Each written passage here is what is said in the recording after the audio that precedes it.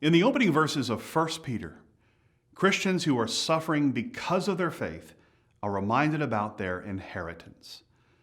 No, this isn't an earthly sack of money or a bank account full of funds, but a heavenly reward. We also have been given this inheritance through God's great mercy. Not just His mercy, but His great mercy. How did this come about? The answer is by the new birth. Literally, the text says, He has caused us to be born again. You remember when Jesus told Nicodemus, you must be born again? It's this same concept. And it was hard for Nicodemus, a well-respected Pharisee, to think that he was completely dependent on God's great mercy. And truth be told, it sometimes is for us to accept as well. But according to 1 Peter 1, verses 3 and 4, this inheritance we're going to receive isn't something we worked for, but rather something we have been given by God. It's an inheritance. Because of His great mercy, and as Peter added at the end of verse 3, by Christ's resurrection, we have been born again to, number one, a living hope.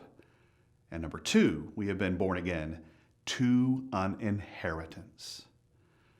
This hope we have from God is alive. It is a living hope. While on this side of eternity, as we face persecution and trials, we should live with hope in our hearts. This is a benefit we have right now. Hope is one of the major themes in this little letter. We are to set our hope on Jesus, verse 13. Our faith and hope are in God, verse 21, as well as in chapter 3, verse 5. And who can forget 1 Peter 3, verse 15, where we are admonished to give people a reason for the hope that is in us. Brothers and sisters, we have this living hope right now. It's reigning in our hearts, animating us, and helping us every day. But that's not all. According to God's great mercy, He has also caused us to be born again, secondly, to an inheritance. A beautiful, glorious inheritance awaits us in the future. Peter uses three adjectives to describe our inheritance. It is imperishable, undefiled, and unfading. That just sounds pretty, doesn't it? These three terms are translated in different ways in our English versions.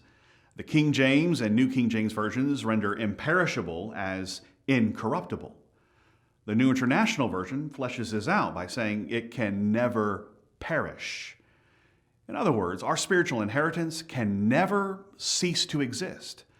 Just as God is immortal and can never die, so also our inheritance will never cease to exist. Can you think of anything that might last a long time, but it will eventually spoil? A gallon of milk in the refrigerator fits this description. It may last a long time, but within a couple weeks, it will spoil and become undrinkable. This is in sharp contrast to our inheritance that will never spoil. That's the word the New International Version uses. Undefiled is how most other modern English translations render this second adjective. It can never perish, it can never spoil, and thirdly, our inheritance can never tarnish. Sometimes something of value may last a long time, but tarnish or fade and lose its natural beauty. Anything we own needs to be constantly updated and maintained. You don't buy a car off the lot and expect it to never need gasoline put in the tank, or require repairs or vacuuming and cleaning.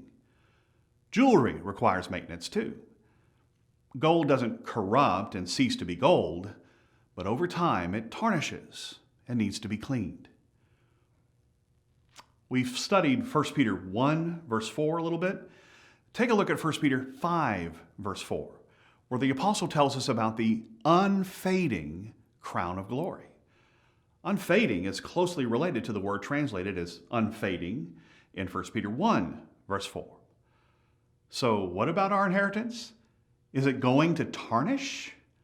Nope. It will never tarnish or fade away. you see how precious and exciting our heavenly inheritance is? I hope these thoughts help you appreciate the living hope we have right now and the wonderful inheritance awaiting us.